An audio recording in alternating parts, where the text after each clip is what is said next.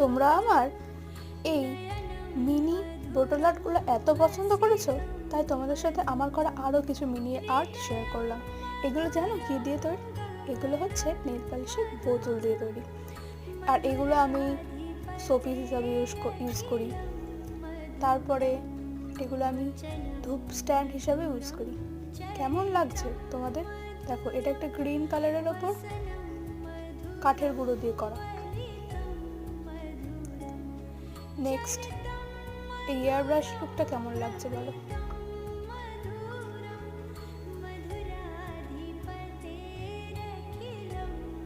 তোমরাও এগুলো খুব তাড়াতাড়ি করতে পারো, খুব মজাদার এগুলো করা, দেখতে এত সুন্দর লাগে।